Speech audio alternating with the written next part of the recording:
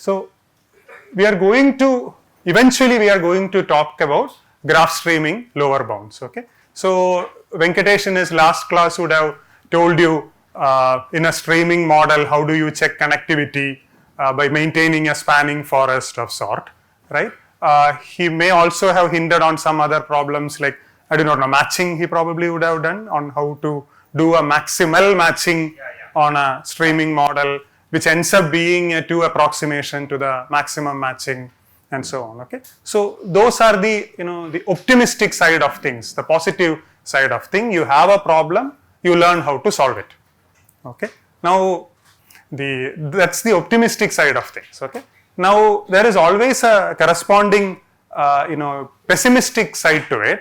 It is like saying, okay, you have an algorithm which has this performance, and as researchers, as engineers, we keep asking, is there a better algorithm? Okay, and the pessimistic side comes in to kind of put a natural limit to it. You put a limit to how best things can be. So these are usually what are known as lower bounds.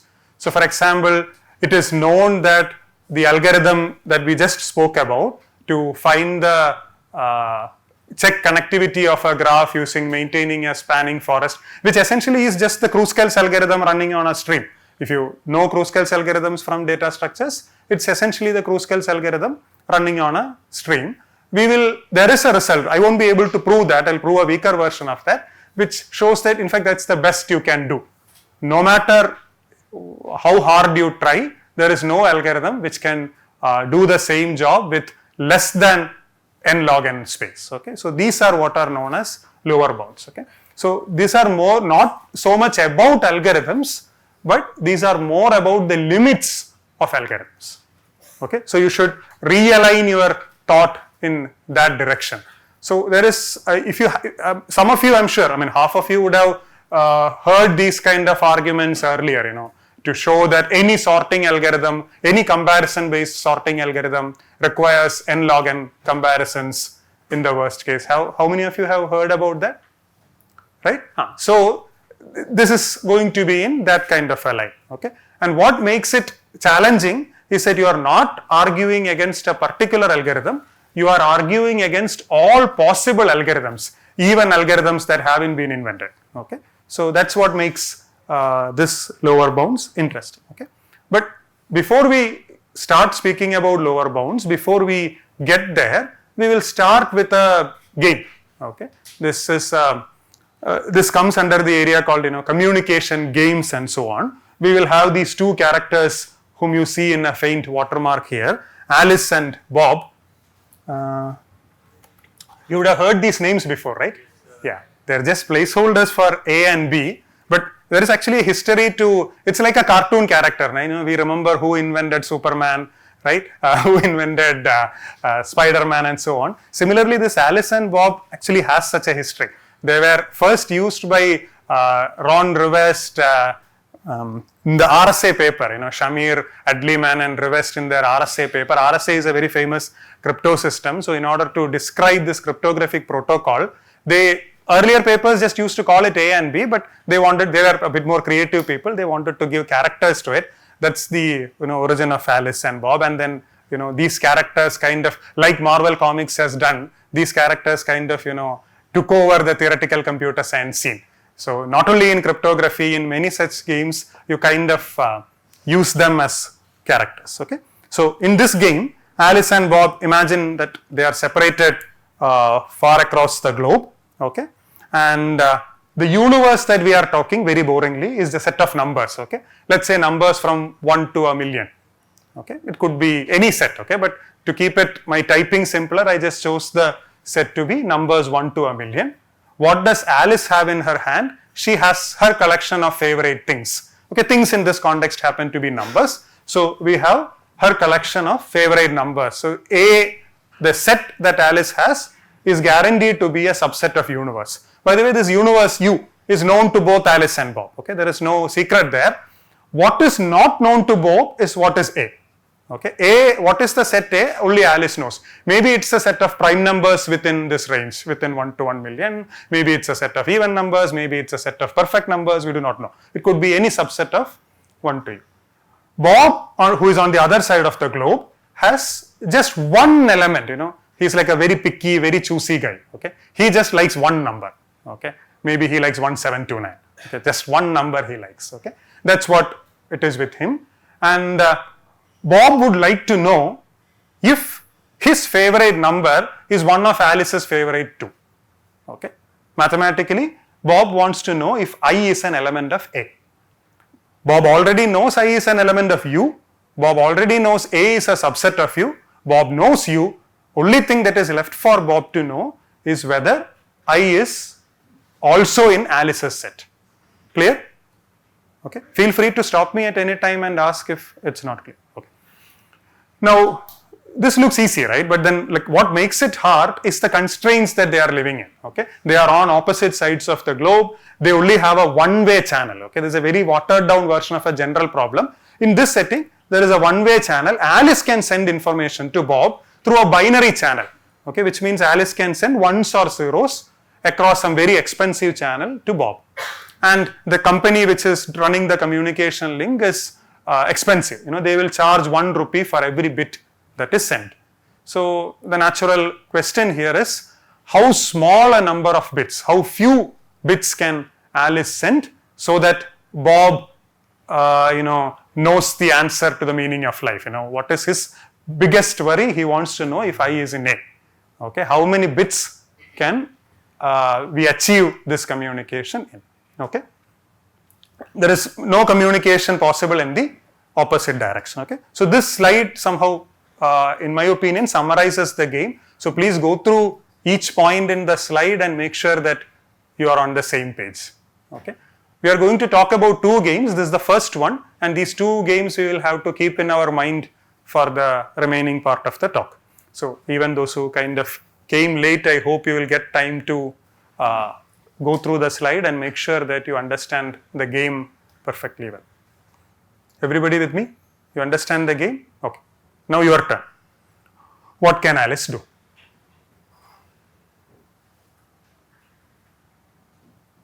Can you forget about minimizing cost and so on for now?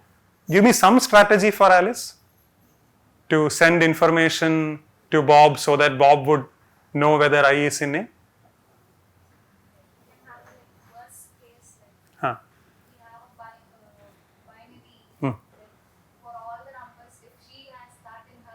Mark it as 1. If she has it, mark it as 0. So for all the 1 million. So how many bits will you finally send?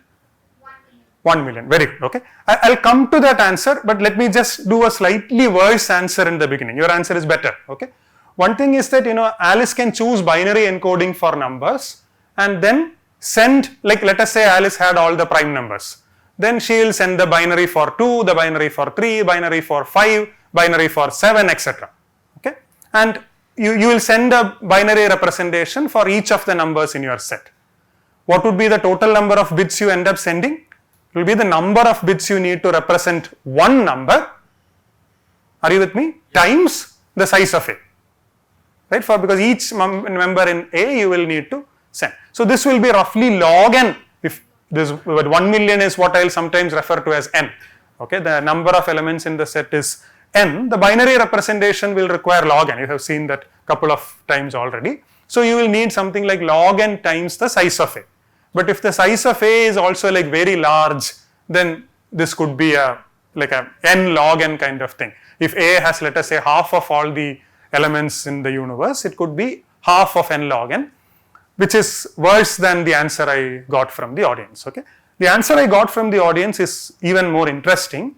You just think of this universe as positions in a bit vector. Okay, so you have 1 million numbers in the universe. So you are talking about a bit vector whose length is 1 million. And each position is either 1 or 0 based on whether A contains that number or not. So if A is the set of prime numbers, the positions 2, 3, 5, 7, 11, 13, etc. in this bit vector will be a 1, whereas positions like 1, 4, 6, 8, etc. will be a 0. What is this vector called? There is a name by which this vector is known. This is called the characteristic vector of this set. Okay, It's just a name. I mean, if you haven't heard before, just keep that in your mind. This is a standard trick. This is called the characteristic vector of a set. You need to know the universe to be able to do this. Okay, because the positions essentially are some ordering of the universe. So you really need to know the universe. You have to agree upon an ordering of the universe to be able to represent a set as a characteristic vector. So in one line, what Alice can do is to send the characteristic vector of A to Bob. Since the characteristic vector has 1 million bits, the cost that Alice will have to pay is 1 million rupees to the channel company. What would Bob do? Bob's index may be 1729. It scans through this bit stream that it got from Alice, looks position 1729. If it is 1, he is happy. If it is 0, he is rejected. Okay, I mean his favorite number is not Alice's favorite number. So is this idea clear? Okay. So this kind of already proves that the minimum number of bits that you need to in this game, the minimum number of bits that Alice have to send is already n. Okay, we have proved an upper bound. Okay, this lecture is about lower bounds, but I want to make sure that you understand any algorithm kind of gives you an upper bound. Is that clear? Right? Because there is one protocol, there is one strategy which I got from the audience which suggested how to send this or how for Bob to understand the answer to his question by paying n bits. Okay, so if there is a worse algorithm like the cardinality of a log n that I said, that's not going to bother us because we have something which is n, which is better than n log n, so we will go for n. But now the question is, I mean, are we the smartest people in the world? Right? We may not be. Is there even better algorithm which can do better than n? That is how a lower bound kind of thinking comes in. Okay, so that's your second task now. Can you think of showing that you really cannot do better than this? You need to send n bits for this game to work in the worst case. Okay. More than the answer, it's important that you start thinking. Finally, when you hear the answer, it's going to be like almost obvious. Okay, it's about how you argue. What is your gut feeling? Alice can send the numbers, the list of numbers which she has, and then Bob maybe can do research on it. Okay, so good attempt. In fact, this was the first attempt that I mentioned about. Bob, how he is going to find it, we don't bother. Time is not a resource here. In the sense, time is free. Okay, so it is more about how many bits you have to transmit. But in the answer that you suggested, in order to represent one number from an universe of 1 to n, you will need log n bits. So the amount of communication you are going to do is size of a times log n, which for large a's can be bad. Okay. So it might be more closer to n log n than n. Since n is smaller, we are using that. Okay. So back to our lower bound question. Do you think we can improve this? Somehow the way I have posed the question have left out the kind of I have already given out the answer that it is impossible, but then any idea? Okay, I mean here don't worry if you don't get an idea, because the idea is something, in this case it's more about how you argue. Okay, so let me ask a sub question. Okay, I make the following claim. I want to state that however Alice's choose to communicate, whatever compression, encoding, whatever scheme she does, finally when the information reaches Bob, okay, this is the key part, Bob should have enough information to decipher the entire set that Alice has. Even though Bob is interested only in checking whether I is in A, I claim that the amount of information that reaches Bob should be sufficient to completely determine what is A, not just whether I element of A. Okay, Alice really cannot hide anything. Alice has to be completely open in this for this algorithm to work, and there is a simple reason for that. What is the simple reason for that? Yeah, first of all, that's the starting point. The communication is one way. By the way, if it was the, okay, I'll ask that question later. The communication is one way. So Bob has no way to give any hint to Alice. Okay, you think about this, exam copying scenario. The person sitting in the front can give some information to the guy in the back, but there is no way you can do the opposite. Okay, yeah, but now can you build on that argument? That's a starting point. So this is the maximum number Alice can send, or sorry, Bob can receive, or minimum, because he needs to know each and every bit. But Either 1 or 0. Why? Now you have given me the first step and the third step, but I feel like a second step is missing. Because he has only one number to verify. But where it is, Perfect. Yeah, that's the key argument. Okay, even though Bob only is worried about whether I is there in the list or not, Alice doesn't know what is this I. Okay, so it is as if if Bob's number was 1, Bob should be able to make out. So Alice should make sure that the status of whether 1 is there or not in Alice's set is known to Bob. Same thing with 2, 3. Okay, the problem here is that Alice doesn't know I. So whatever she sends, it's a one-shot communication, right? Whatever she sends, Bob should be able to verify. Whatever be his I, he should be able to verify, which means Bob should somehow be able to decipher what entire A is. Okay, so this has to be a completely lossless protocol. You cannot hide any information. Bob should get whatever message is being passed. That message should be a very trustful, zero error, complete information encoding of A. Okay, are you with me? This is a key point. Now, for that, how many bits do we need? Okay, it's not necessary that you have to send the characteristic vector. Maybe you can put the characteristic vector through a zip algorithm. You have all the gzip or whatever compression algorithm on your computer, compress it and send, right? Why not? So we need one more argument to say that maybe there are many schemes, but on the worst case, you will still end up requiring n bits. Okay, this is again just a cardinality argument. How many different possibilities does Alice have? Which is equivalent to asking how many sets A are possible in this game? 2 power n, exactly. So you are clear, right? If you have a universe of n, you have 2 power n subsets of that. Now Bob should be able to distinguish all these 2 power n cases. The number of cases is not n, the number of cases is 2 power n. And in order to be able to distinguish 2 power n things, you need at least log of 2 power n, binary log of 2 power n, which is n bits. That finishes the argument. Are you all with me? Okay, so make sure that you understand.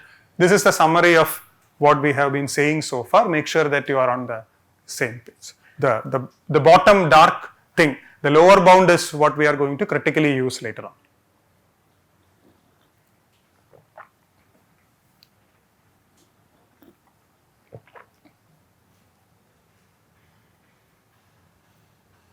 Any questions?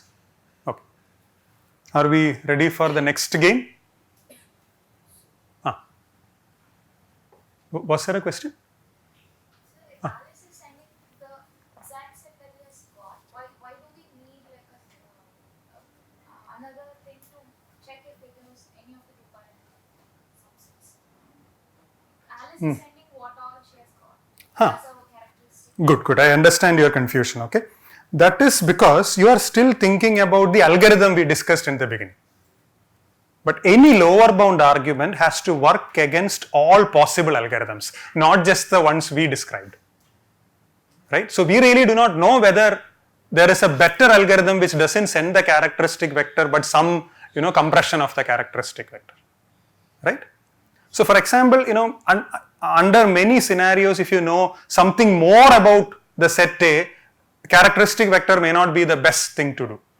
Like for example, if you know that Alice's set has only 10 elements, then the 10 log n thing, what he suggested might be the better algorithm. So we are here arguing against every possible algorithm.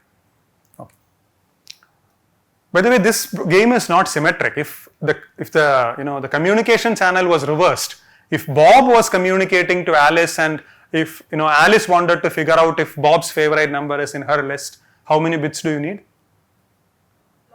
Yeah, in fact log n is enough. You just have to binary encode I and send, right? And since Alice has the entire set information, okay, so it's this n is nothing magical about n, okay? It can change depending on the game. Any further questions? Okay, so game 2. Okay, this is called the disjointness game.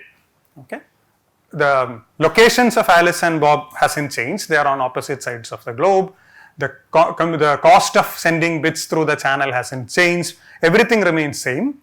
What is different is this part. Okay. Now Bob has also grown up. Okay, he is not so picky. He is not that he just has one number that he likes. Okay, Bob also has a set B. So Bob knows you, both of them know. Okay, the universe is known to Alice and Bob. Bob now knows B, Alice knows A, and Bob is, his expectations have also come down. He is happy as long as there is at least one common favorite thing between, B and A. So mathematically, you are checking whether A intersection B is empty, in which case Bob will be dejected, or if A intersection B is non-empty, in which case Bob will be happy. Okay, so this could have been equally called the overlap problem. Okay, I mean, people chose to name it the disjointness problem because they are checking whether a set is disjoint or not. Equivalent to checking whether it is overlapping or not, just reverse the answer. Rest of the setting remains the same. The communication is only from Alice to Bob. It costs 1 rupee per bit. Okay, so here what do you think? Okay, first of all, let's do the the algorithm part. What can we do? What can Alice communicate to Bob? Sorry?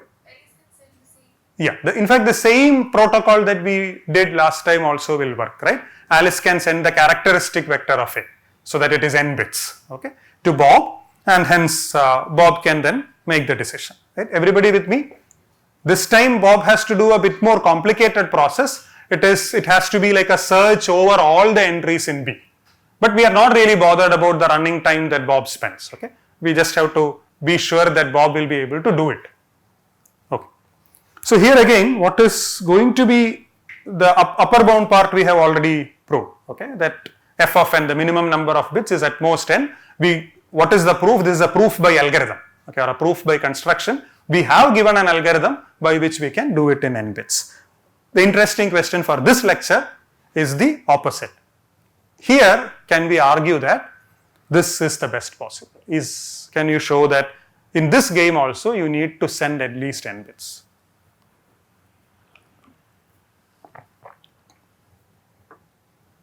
Recall that our argument for the previous game, the key argument for the previous game was whatever compression scheme encoding Alice chooses, finally Bob should be able to distinguish the entire contents of A, should be able to distinguish the all of A. That was the key argument, rest of it was standard combinatorics. Does that observation apply here also? In this case, should Bob know entire A? Worst case, yes. Why do you feel so? Because if he checks only one element and it happens so that none of the elements till the last element is in this set, then he'll have to check all the elements that Alice has got. So that it. But for example, okay, giving a particular counter example to that is difficult. Like for example, if Bob had the universe with him, right? Then Alice needs to send only one element from her list. She just have to say whether she has an empty set or not. Okay, as long as her set is not empty, Bob is going to be happy. So arguing for a particular example of a set B may not be the correct thing to do. So, but you are on the correct track. Just if you polish your argument, you will have it. You had another suggestion? No. No, I was saying in the first game, we had only one element to check. X, yeah, exactly, yeah. Yeah. Now we have a set of elements to check. The rest of the set is the same. So, if the number of bits that Bob to compare. But you're correct in the end, but why should Bob know A entirely? To match all the elements of B. He needn't, right? As long as he even knows one of the elements in B is in A, he can be happy and forget about the rest. It might happen that none of the elements that he has got is in Alice. Yeah, you're correct. You're correct. Okay, it's as I told you. There is nothing great about the idea here. It's more about arguing it in a more rigorous sense. Okay, so let me say this way again. What was the key reason why the entire information about A had to reach Bob? That is because Alice did not know what index I Bob had. That applies now too. Alice doesn't know what is the set B. So B could as well have been singletons. Then it reduces to the previous problem, right? So if B had a singleton set which only had some single element I, right? And we do not know which I. So Alice has to make sure that whatever is the set that is with Bob, Bob will have to figure out an intersection. So in the worst case, Bob's set could be all possible singletons, right? In fact, this idea, this problem you can argue it directly also, but it also is good to know that this is the general framework of a reduction argument. You know that the first problem you needed required n bits. The second problem somehow looks like a special, the second problem that you are looking at seems to have the first problem embedded inside it as a special case when the set B is singleton. So you cannot do better than the simpler problem. Okay. In fact, this is indeed a much harder problem than the previous one. Okay. So for the first problem, under some other variants, you can, when you have multiple communication rounds, for example, if you have a 2-round communication, then suddenly the other problem becomes easy. Because if Bob can communicate to Alice, you only need log n bits, right? Alice's first communication would be empty. Bob, when it sends back, will send log n, then Alice has to just say yes or no. But this problem is even harder. Even if you allow multiple rounds, finally the total cost of communication added over all the rounds will again be n. Okay. So this is the second problem that we have to remember. And here again, please make sure that you understand the bullet points in this summary.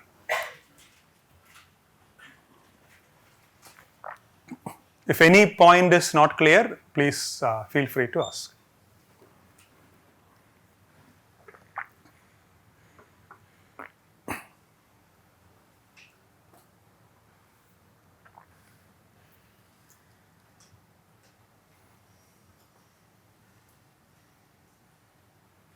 Everything clear?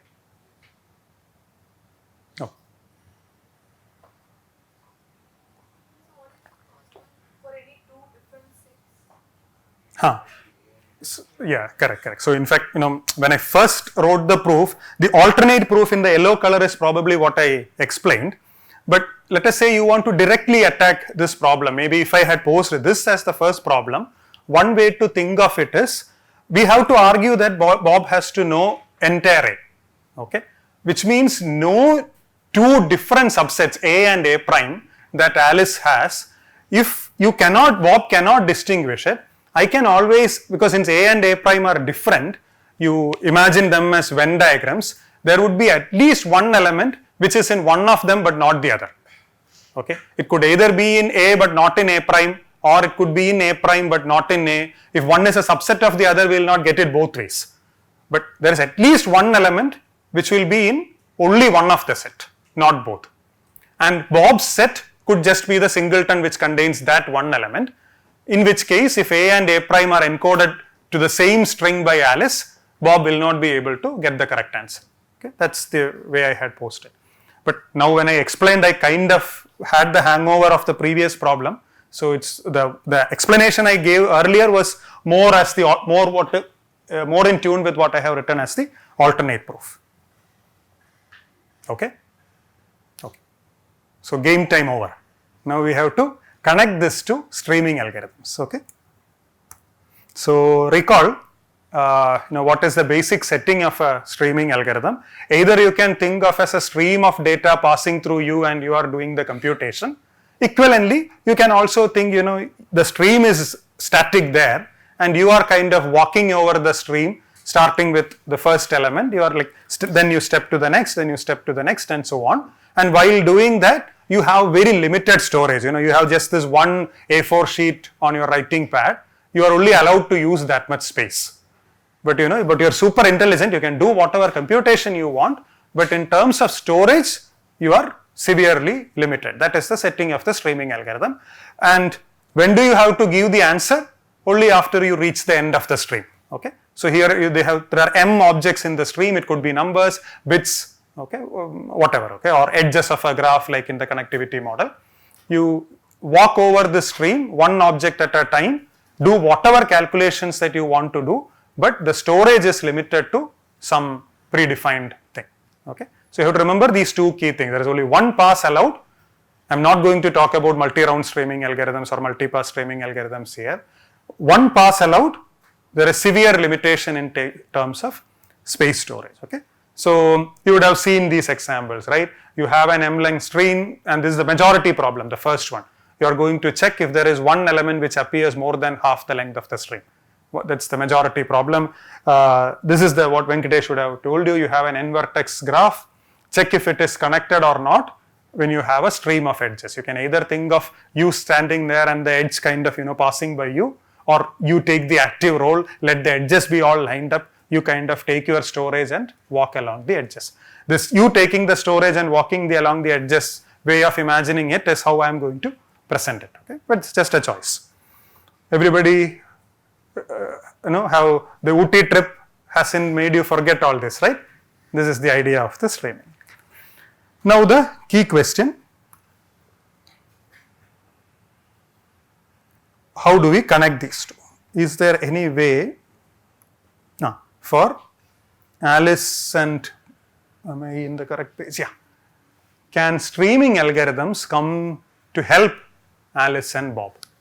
Okay. Remember, this is a tough slide. Okay. But this is the second most important slide. This is going to be the second most important slide in this lecture. When the first one comes, I'll tell you.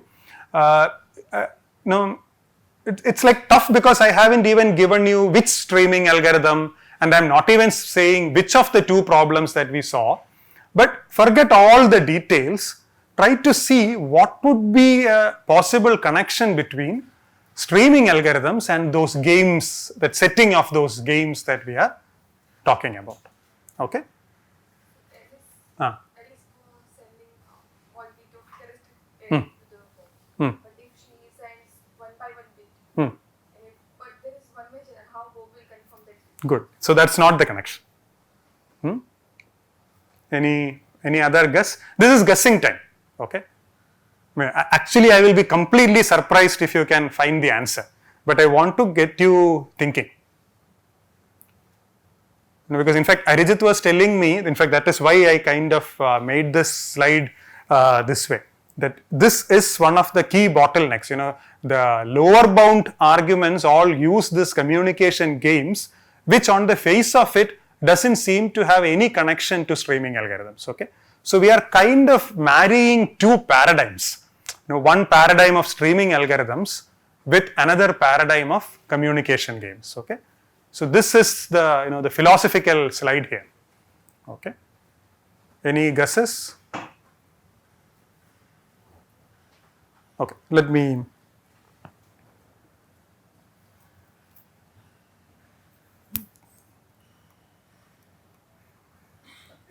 Okay, this is the connection. Okay, let me try to describe what the connection is. Okay, so now this stream has two parts. The first half of the stream is in Alice's control.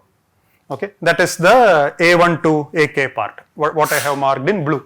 So Alice is in somehow her data that she has, it may be the set A that she has. In some way, she kind of encodes it and puts it onto the first half of the stream. Okay. The second half of the same stream, AK plus 1 all the way up to AM, the ones I have highlighted in green, are Bob's construction. Okay. So Alice doesn't know what is the green part of the stream, Bob almost doesn't know what is the blue part of the string. Okay, so this is the first idea. The people have their own responsibility. Alice is responsible for first half of the stream. Bob is responsible for the second half of the stream. Okay, and this streaming algorithm is an algorithm that is public. Now Alice knows it, Bob knows it. So Alice gets a person or a computer to start this streaming algorithm from A1. Okay, and imagine the person taking this limited storage in hand, walking over the data, but he won't do the entire job. He will stop at AK. Okay, so this streaming algorithm is somehow interrupted at the halfway mark. Okay, you ask him to stop.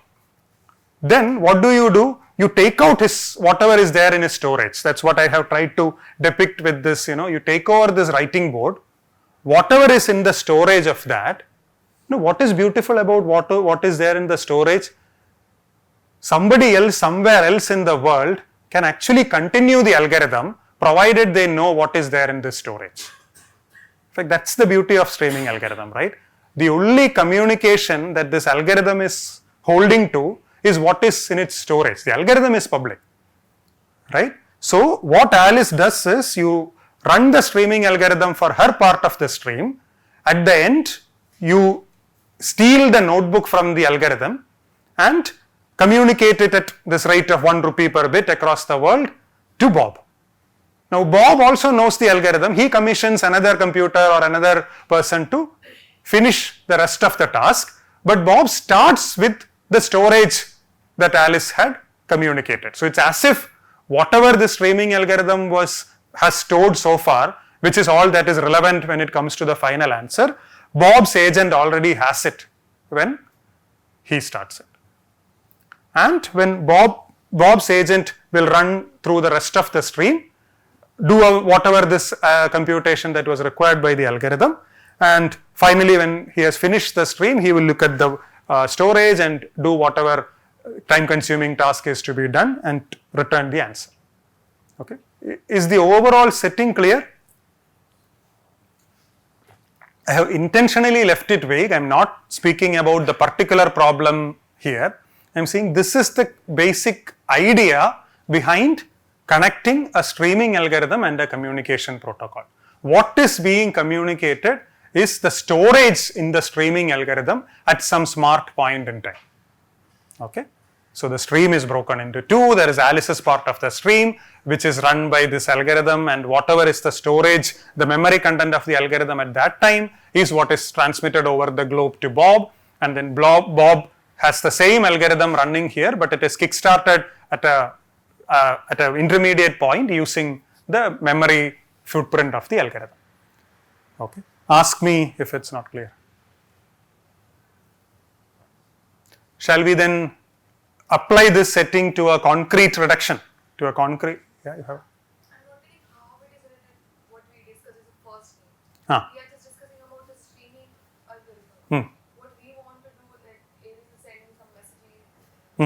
Bob wants to verify. Exactly. So that's my next slide. Okay, that's my next slide. So I'm trying to make this concrete with one question. Okay, so here we have two things. On the left side, this is the index game, the first game that we saw, and on the right side, this is the majority detection in a string. Okay, so here I just again in the majority detection, let me recall, you have a stream of numbers A1 to AM. You want to check if any number appears more than half m times. Okay, in fact, to keep it simple, I don't even bother which number. I just have to detect if there is one number which appears more than half the times in the stream. Okay, so if the stream is like 1 million, 2 million long, I'm checking even if there is one number which appears 1,000,001 or more times. Okay, so strictly more than half the whole length of the string. Is the second problem clear? Is the majority detection problem clear? Okay, now exactly the question you asked. Now Alice's and Bob's task is clear. It is the first problem that we discussed. Bob has a I element of u, a single number with him. He wants to know if I is a member of Alice's favorite set A. Assume you are all, because you had 1 week of this program already, you know how to do majority detection, right? Using very small amount of space. Can you find a way to help Alice and Bob.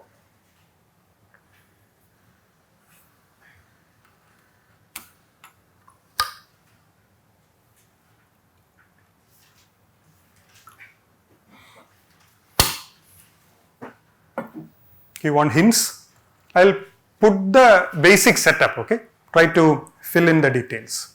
Okay, so this is the basic setup I told earlier. We will be splitting the stream into two. The first half will be Alice's responsibility. The second half will be Bob's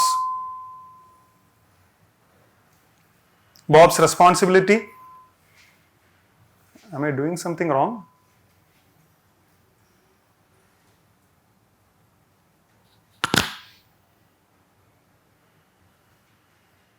Done? Okay, thanks. I hope I'm still audible, right? Okay, so yeah, so tell me, and we already know what is the algorithm. We are just going to run majority detection, algorithm, right? That's the only, let's pretend that that's the only streaming algorithm we know. Can we use this majority detection streaming algorithm to help Alice and Bob solve the membership game? Okay, so this is the concrete question you asked about.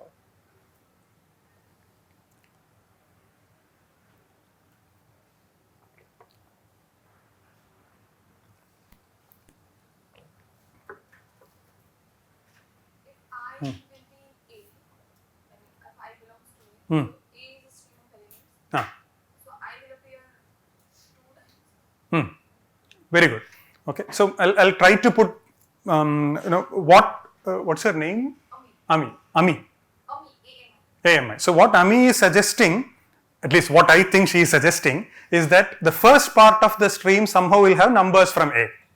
Okay, since A is a set, in a set a number appears only once, all the numbers in A will appear roughly, exactly once, right?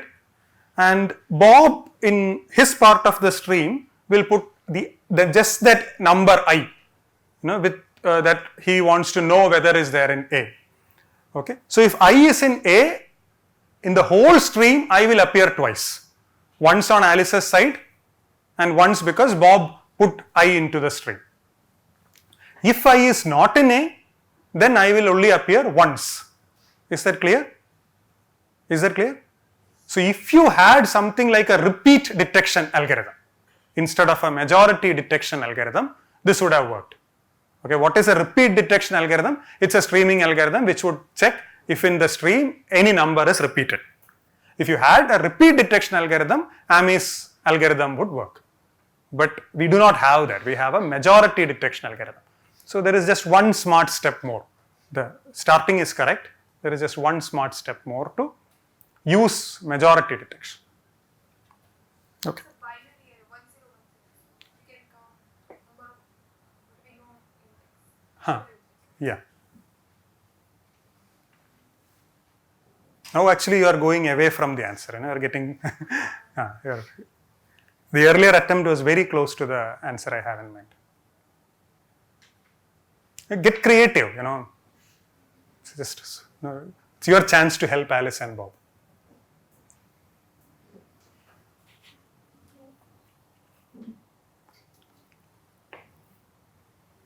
Okay, one more hint. Try to play with the Bob's part of the stream so that if I is in A, I doesn't just become a repeated entry, it becomes a majority entry.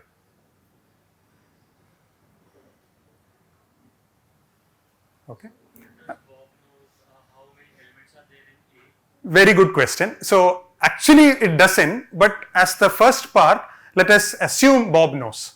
Then Bob can send A times I. Bingo, perfect. Okay, I'm very happy that somebody answered it. So suppose Bob knew the cardinality of A. Let us say A was 100. Cardinality of A was 100. Then what Bob will do is not just put one copy of I in the stream, it will put 100 copies of I in the stream. So the total length of the stream now becomes 200, which means the majority detection point is 100 versus 101, right? So if I was part of A, I would have repeated 101 times, in which case it gets the status of being the majority. If I was not in A, it would appear still 100 times, But 100 is a hung parliament, okay? 100 is still not a majority in a stream of length 200. Is that clear? By the way, till when is the first session? Is it till 11? Okay, I have half an hour. Okay. Are you clear with this approach? There is one bottleneck that, which is the fact that Bob doesn't even know the cardinality of A. We have a universal set U, and Alice would say the number of bits like N, which is there in universal. No, what Alice sends is also up to you. So in this algorithm that we are proposing, Alice is just going to put the numbers in the stream. By the way, the stream needn't be binary, because when you are thinking about a streaming algorithm, the contents of the stream could be integers, it could be edges of a graph, whatever, right? But when you are looking at the storage space, you are going to store things in binary. So whatever this guy walking around the stream with the notebook in hand will be noting down will be binary. But the stream could have cats and bats. Okay. So is this what is your name, by the way? Debashish. So is Debashish's algorithm clear? Suppose you know the cardinality of A. Okay. So the mental block to many, I am assuming, would have been that majority versus non-majority can be just distinguished by one bit, one occurrence. Okay. Like earlier in Amy's algorithm, we could distinguish between one occurrence and two occurrences. This is between some 100 occurrences and 101 occurrences. Okay. Now the next smart move. Bob doesn't know the size of A. Can you still do something?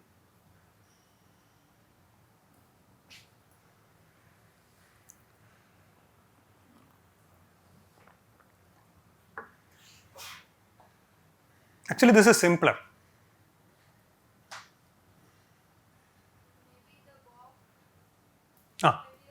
stream is of some particular cardinality, we might say. We can break that Alice's stream to that particular cardinality. That will be substreams, and we get them. So Alice then should know the length of Bob's stream, is it?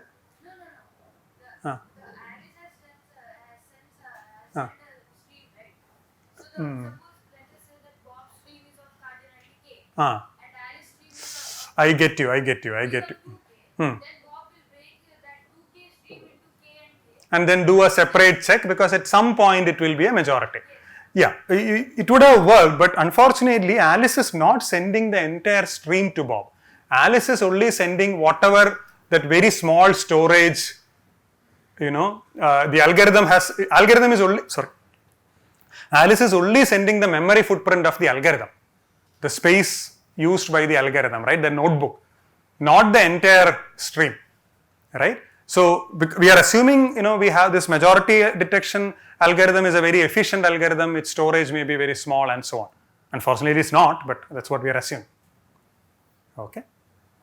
Any other suggestion on how to come out of this, cardinality? It's a borderline issue. I mean, it's not a great thing. You would all have heard of padding, right? Can Alice ensure that her stream is always of some length, irrespective of the size of A?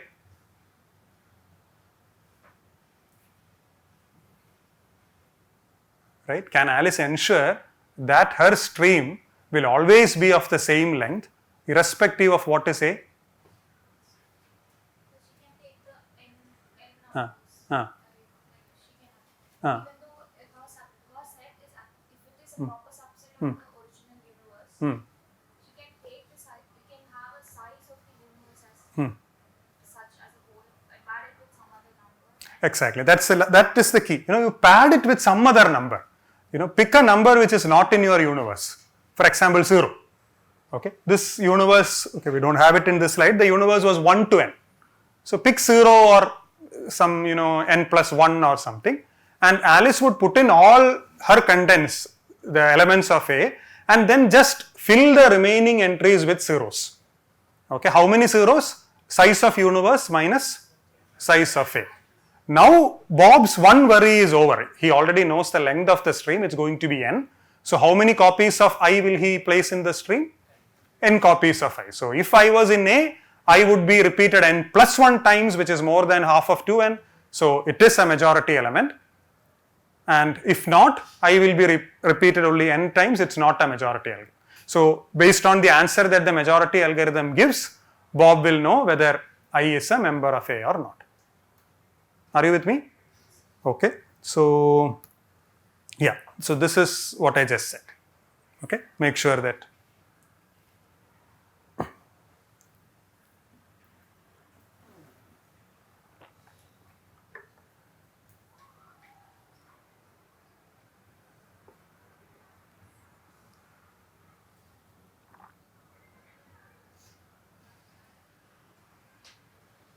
everything clear?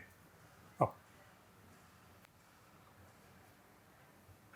So now so far the story was looking like it's a comedy, right? It's our chance to help Alice and Bob. Okay, but I was lying. Okay, it's actually it's a dark story. Okay, our idea is really not to help Alice and Bob. Our idea is to show that majority detection is hard. Majority detection is difficult, that it needs at least so much of storage. Okay, so we are going to kind of invert the game. We are going to make the same setup where one algorithm helps another algorithm, but we are not going to use it to really help the other task, but we are going to say that the first task is hard. Okay, that's the idea. Some of you would have already known it, but if you are seeing it for the first time, it may be a bit of a confusing thing. Okay, so these things are called reductions. What we did, you take one problem, reduce it to another. Those are called reductions. The reductions have a bright side, which is like you feel as if you are solving one problem using another problem. But reductions also have a dark side, where you say that one problem is difficult because another problem is difficult, and the critical thing is that the direction of reduction. You should be very careful based on what you are going to do, which problem you are going to reduce to which other problem. Okay. By the way, this is the most important slide in the presentation. Okay, this reductions is not just limited to streaming algorithms or communication complexity or anything.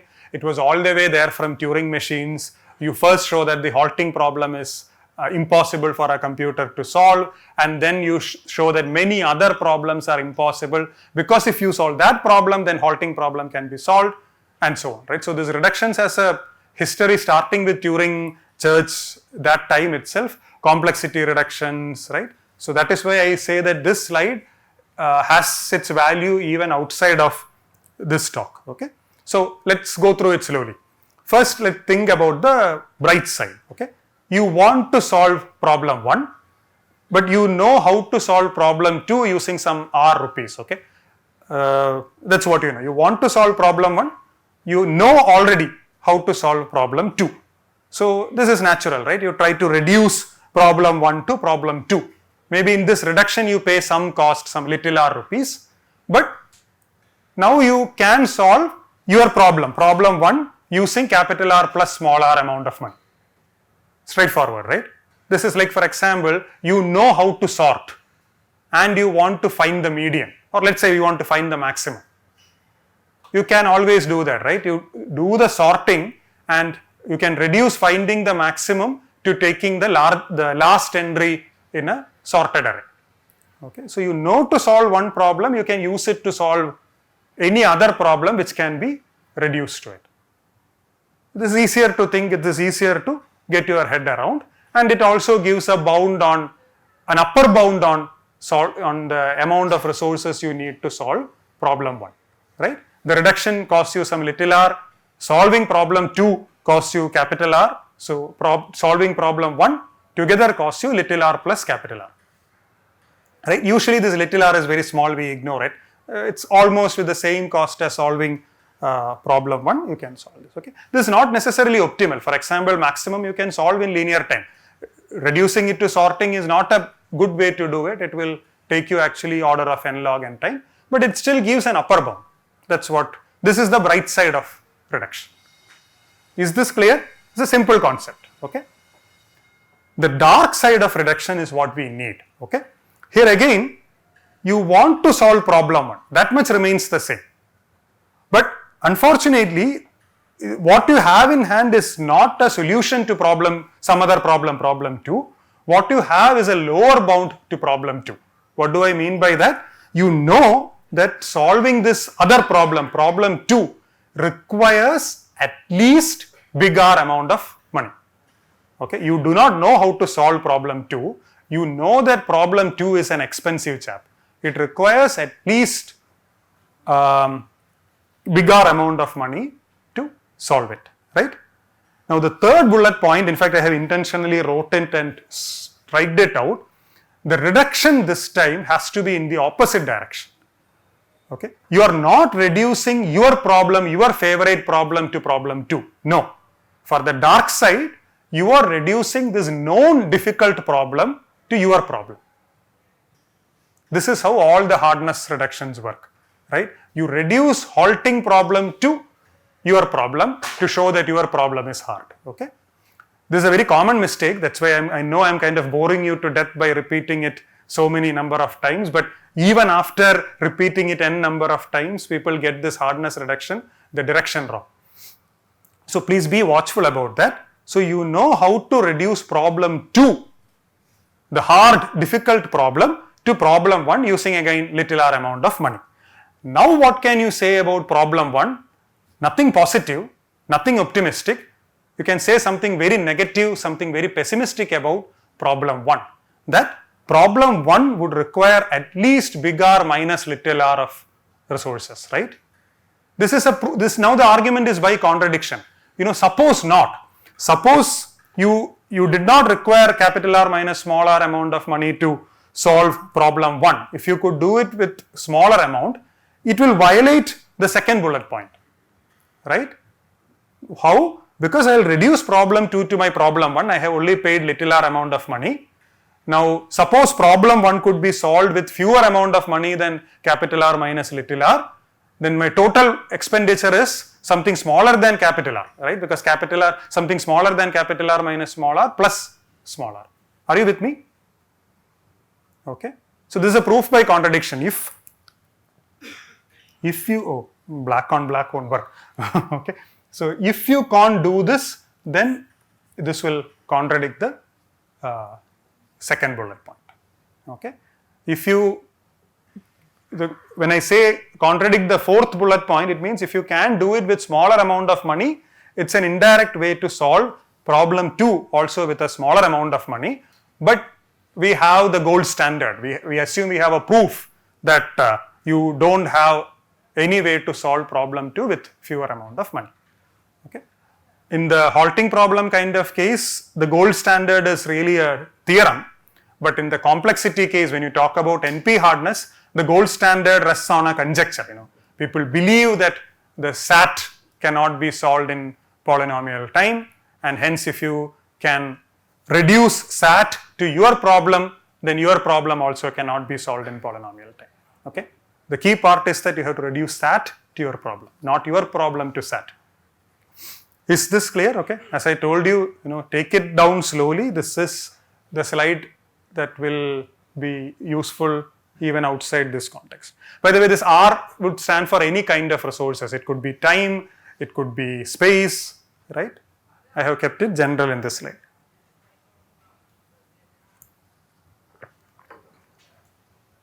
Okay. So now time to patch everything up. Okay. So yeah, the first half of the slide you have already seen.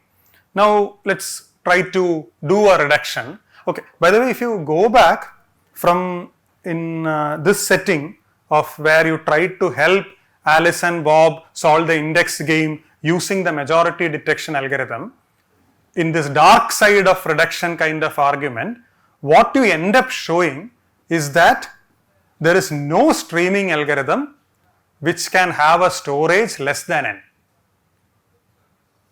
Why? Okay, think about it. I am going to claim that requires at least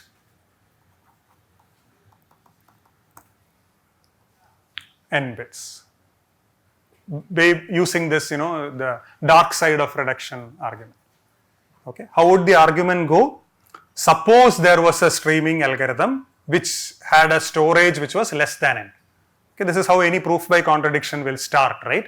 You know, you're familiar with the proof by contradiction argument, okay? But somehow I still get fascinated when I talk about it, right? In the analogy of chess game, right? This is like a gambit, and many textbooks call it there is this queen gambit if you know chess, right? You sacrifice your queen, but you still, you know, win the game. But proof by contradiction is almost like a king gambit. You start by assuming what you are trying to prove is wrong, reach a contradiction, and thereby you argue that hence the assumption was wrong. Okay, so here suppose the assumption is the following: suppose you could solve the majority detection in a streaming setting using fewer than capital N bits, then Alice and Bob could solve the membership problem by communicating fewer than N bits, right? Because when you are running this, you know, two-patch kind of streaming algorithm where Alice has her stream with her data plus 0 padding to make the length correct and so on, the streaming algorithm runs through this. This is this supposed streaming algorithm which uses fewer than N bits, right? When it reaches the end of Alice's part of the stream, the storage, because anyway the maximum storage is fewer than N bits, the current storage will also be fewer than N bits. That is what is communicated across the channel. Bob will pad N copies of I, continue the run of the streaming algorithm, kickstarting it using this stealed storage, and at the end of the day you will know whether there was a majority element. Thereby Bob knows whether I was a member of A or not. But what is the big deal? Why did you make it all complicated? The total communication was now fewer than N bits, because the memory footprint of this supposed algorithm was fewer than N bits, okay? And we just showed 2 slides ago that this is impossible. Index game really requires N bits. Hence, there is no supposed streaming algorithm which can store fewer than N bits and detect majority. Okay, this is the idea. Yeah.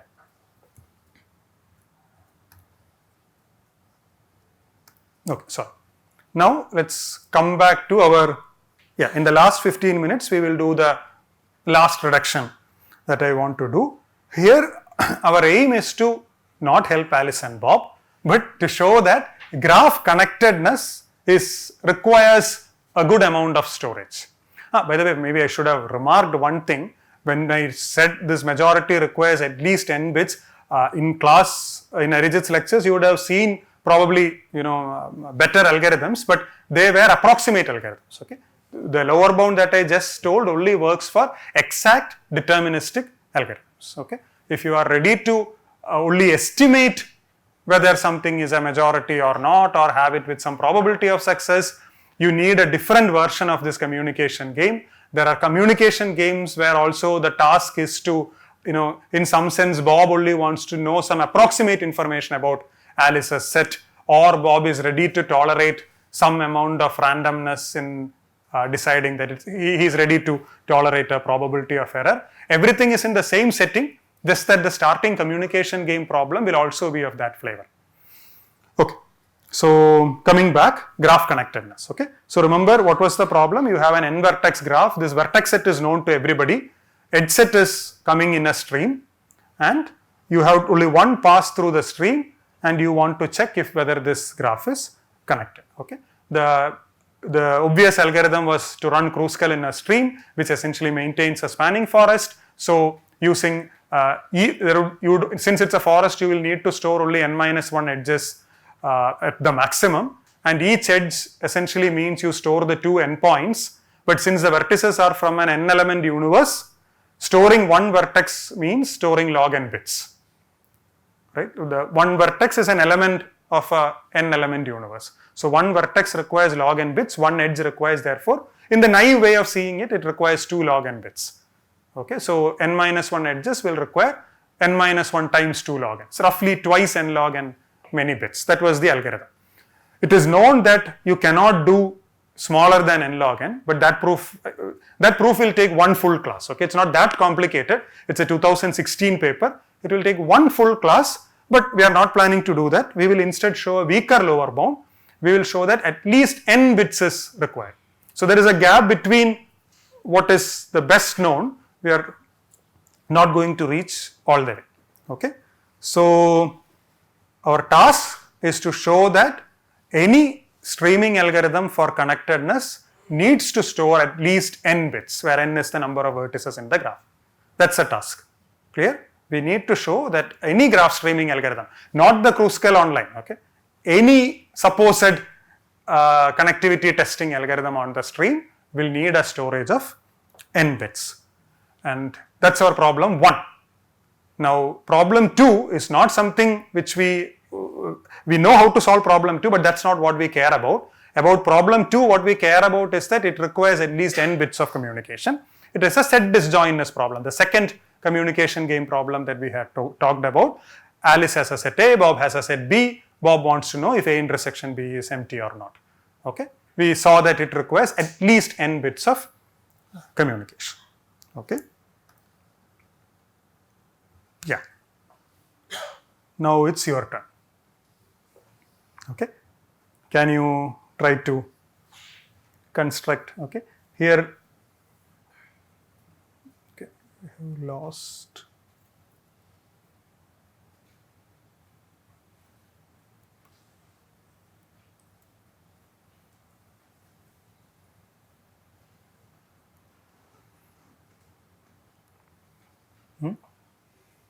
How do you construct this stream?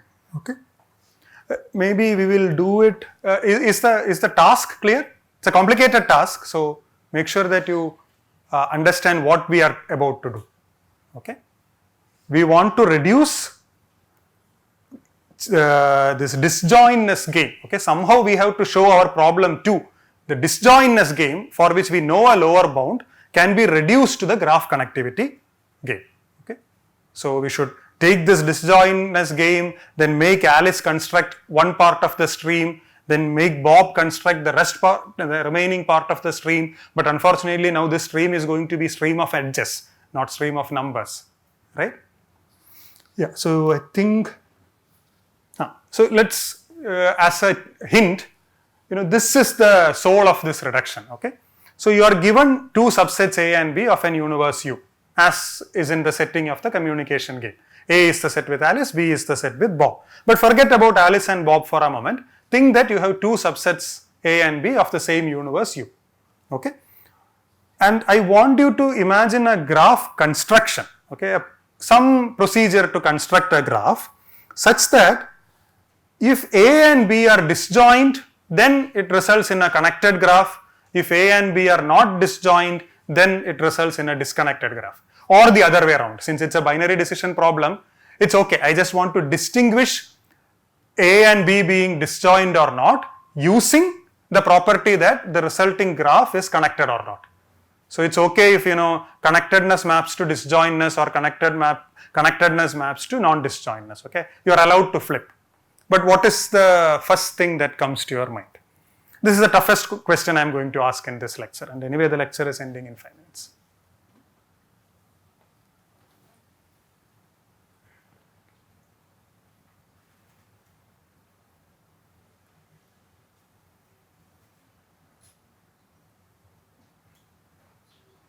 Okay, so you have a universe U, you have two sets, say A and B, and there should be some procedure. The procedure should be common. I am going to draw two cases, but the procedure should be common in both cases, whether A and B are disjoint or not.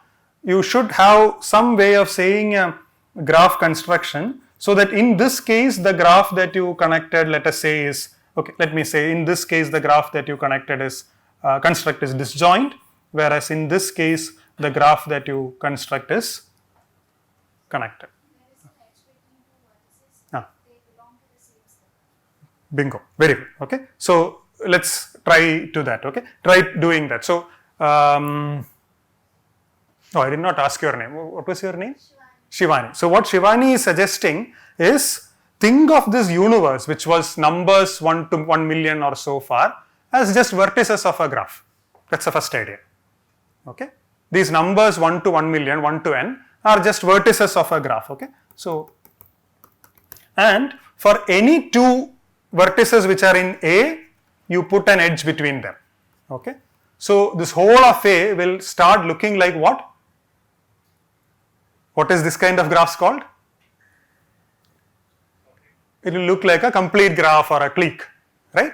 Similarly, she also said put an edge between all the vertices in B.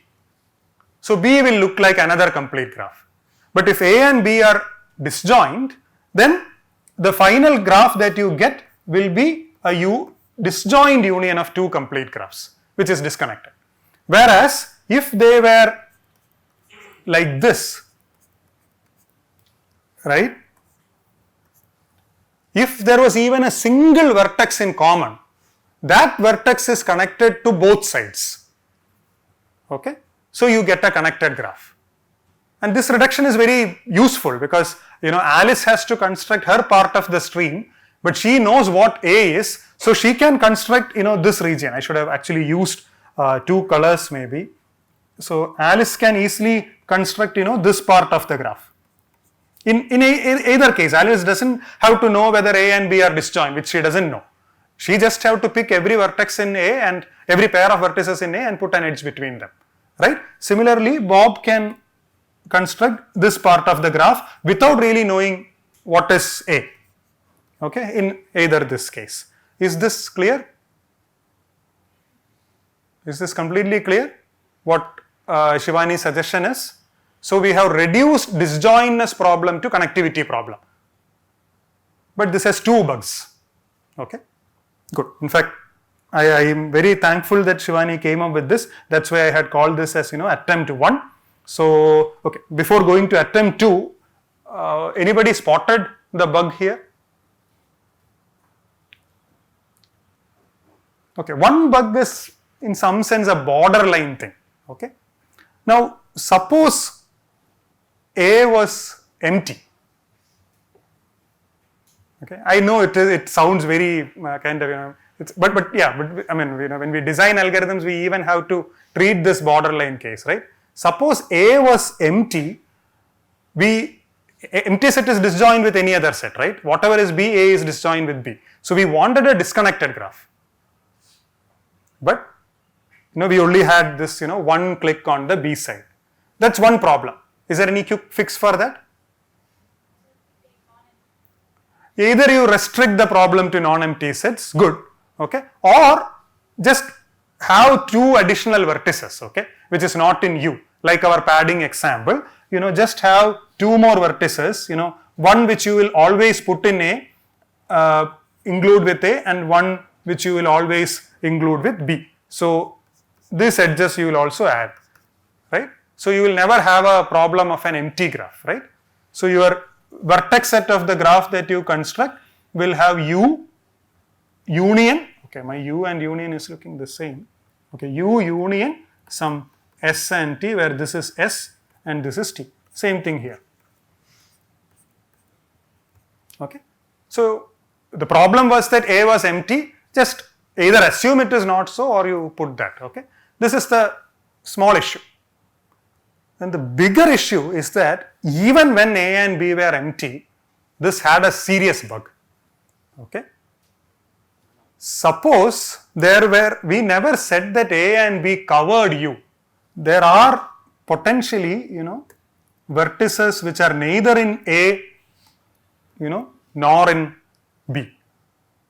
What happens to them in G, in the graph that you construct? You do not, neither Alice adds any edge between or from a vertex outside of A to anywhere else, neither does Bob. So these guys kind of remain isolated vertices in both cases, even when A and B overlap or non-overlap. If there is a vertex which is neither in A nor in B, then these remain as isolated vertices. This is the big problem. Once you have an isolated vertex, by definition the graph is disconnected, right? The connectivity algorithm is not something you can tweak. We are going to our attempt is to have a lower bound argument which works for any connectivity algorithm in the string. So in this case, if A and B happen to be empty, that we have fixed, but if A and B happen to be not covering U, you will end up having isolated vertices in the resulting graph G that you construct. Is the issue clear to everybody? Is the issue with Shivani's suggestion clear to everybody? Okay. Now you really need a smart idea to much more. This kind of a graph construction is something that you will get if you are in graph theory. Okay, connectivity, components, right, vertices being thought of as numbers. If you do like 1 year of graph theory, you would probably see this in. But now that you have run into a problem, how do we fix it? It requires a tricky idea, but not very complicated. I'm sure some of you would be able to come up with that.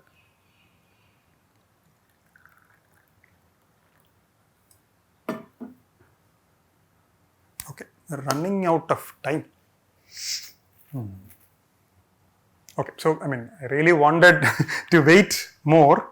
In fact, I had left space for, attempt 2, attempt 3, but I think I'm kind of running out of time. Okay, so what we do is something very strange. Okay, so you have this, bad color. Okay, Alice's color was red, right? Yeah, so Alice has this set A, right? And this is her universe. This is the common universe for everybody. Maybe universe I should draw in black. This is the common universe for everybody. Alice takes this extra vertex S to be safe, just to make sure that A being empty doesn't hurt you. This extra vertex S to be safe, and does the opposite. It used to connect S. In fact, by the way, you would have noticed that even in this 2 slides ago, you really needn't put an edge between every pair of vertices in A. You can make this S as a universal vertex, this S as a universal vertex, and just connect everything to S. For connectivity, you don't need the whole clique. It would be like, a star graph kind of thing. One common vertex connected to everybody. Similarly, B will take T and connect everything in B to T. Okay, that was enough. In fact, you will get a sparser graph. Your stream will be smaller. You will be done with it earlier. Otherwise, you will have n choose 2 edges kind of in the stream. Now you will only need. Okay, that's a simple modification. What I'm going to say now is to invert this. Alice is not going to put an edge from S to A. She anyway cannot put an edge from S to B because she doesn't know B, but she knows A complement. Okay, because she knows A, she knows the universe. So she knows what is U minus A. So Alice will put an edge to everything that is not in A. Okay, so this is A, S to A complement. Okay, now what will Bob do? Let's say Bob has, in this case I have drawn the overlapping version, that is his set B, and Bob will again take his extra vertex T. If B was non-empty, he could have taken something from B. Okay, but since I don't want to keep distinguishing these 2 cases, I'll take T to be some new vertex not in the graph. And what will I connect to? B complement. Okay, there you don't know A, so it cannot be. So it will get connected to everything in B complement, and there is one magic edge that you add. Okay, maybe I'll put it in some another color. I mean, not much of a magic. Okay, that connects S and T. This is the construction.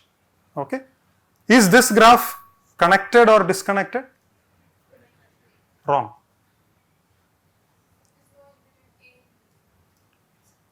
Yeah, but that's not a necessary condition for connectivity. You only need a path, but there is another reason why it is not connected. Yeah. That's okay. The vertex set of the graph that we are going to construct is U union S and T. Okay, I intentionally tricked you while drawing the picture.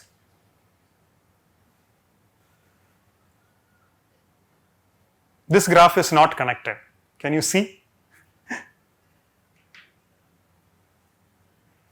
Now, there are vertices here, right?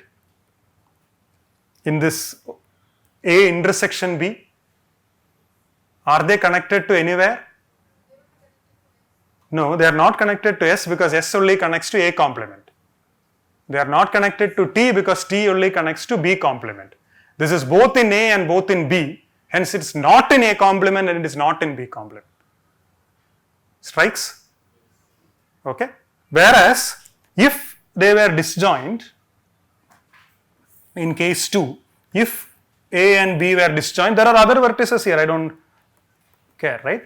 What happens to S will connect to all these guys and these guys. Bob's T will connect to these guys, and this extra one edge will connect S and T, because if A and B are disjoint, then A complement and B complement together covers the universe. Okay, so in fact somehow we have mapped disjointness to whether they cover the universe or not. If A and B are disjoint, then A complement union B complement. Okay, if A intersection B is empty, then A complement union B complement is equal to the universe, right? It's just De Morgan's law. If you, but don't think of De Morgan's law. Think about the picture. Okay, otherwise, after you write it down, you see that it is De Morgan's law. Okay, is that clear? Whereas if A, in fact, this is an if and only if, right? If A intersection B was non-empty, then the poor guys who thought they were really lucky, they are liked by Alice, they are liked by Bob, but at the end of the day, Alice kind of, completely inverted her thing. She did not connect to anybody in her favorite list, but only to those outside of her favorite list. So is what Bob did. So these guys who were in both Alice's and Bob's favorite list are now isolated. Okay, so that's the graph construction. Okay, so this is the summary of what we did. Okay, my earlier drawing would have been clumsy, so try to see if you can make this out. Okay, the blue is Alice's set, the green is Bob's set, and this is how the graph is constructed, and this is how it looks like under these two cases.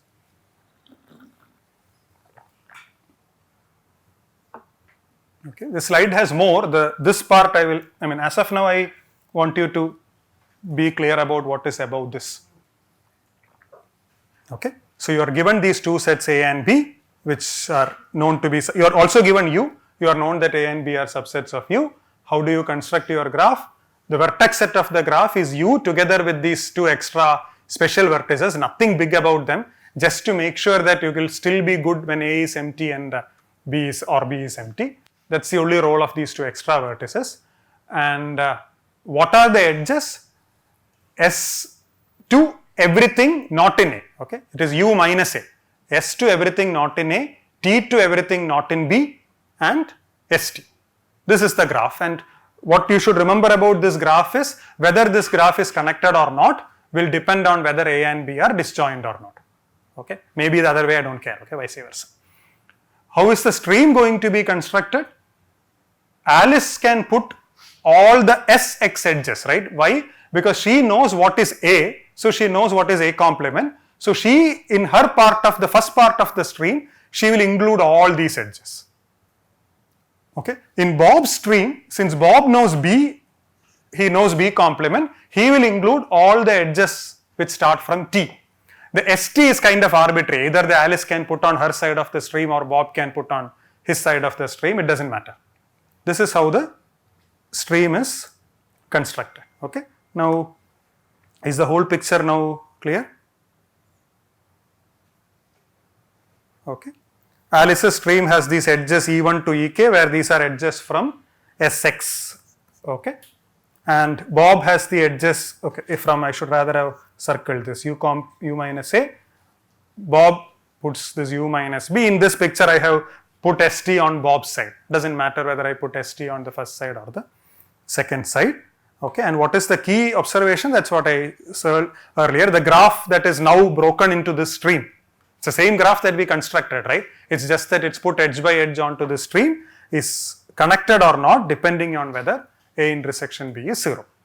This gives a lower bound for graph connectivity. So suppose you had a streaming algorithm to check graph connectivity which used fewer than n bits. Suppose any algorithm, the one designed by the smartest person, if it used fewer than n bits, then Alice will construct, Alice has this set A and B. Now he knows that graph theory people are way ahead of us, so I can use some graph streaming algorithms to solve my disjointness problem. So Alice will quickly cook up all these edges based on her knowledge of A and hence A complement, put that in the first part of the stream. Bob will similarly populate his side of the stream, and then they will commission this computer to do the streaming algorithm using this fewer than n storage. The streaming algorithm will start on the first set of edges. You will steal the memory footprint of the algorithm, pass it across the communication channel. Since this supposed algorithm only used fewer than n bits, you needed to send only fewer than n bits across the globe, so you pay fewer than n bits of money. And then Bob will kickstart the same algorithm but with this stolen memory footprint, and once it is done, the connectivity, the answer to the connectivity question which the streaming algorithm gives you is enough to detect whether A and B are disjoint or not. So you ended up solving the disjointness problem by communicating fewer than n bits, which is a contradiction. So there is no algorithm to do this with computing fewer than n bits. Okay, clear? Okay, now yes, okay. In the tutorial session for today, I'll give a start to solve 2 more lower bounds on checking whether a graph is triangle free or not, and if time permits, we will do perfect matching. And then Venkatesh also left out one question about showing that if a graph has a very large girth, then the number of edges is small. We will try to do these 3 during the tutorial session. Okay. Before I leave you, I wanted to make this confession that what you saw is just the tip of the iceberg. Okay. There is a lot. I have really diluted this communication game setting in the beginning. Usually the communication game setting is over multi rounds of communication, and also it uses randomized communication. There is also this difference between whether the coin tosses are known to both or known to only one. Okay, so that's the randomized protocol. I wouldn't get into any of that, but this is just a curtain raiser to a big area. Okay, I have followed chapters 18 and 19 from this lecture notes by Amit Chakrabarty, which is freely available online. Video lecture by Sake. There is 2 video lectures in this channel called Math Science channel with this title. It goes into much more detail about the communication games even in the randomized setting. There are also 2 full-sized books on communication complexity, which I have mentioned. Maybe I'll share the slides with you. You don't have to worry about that. Okay. So thank you.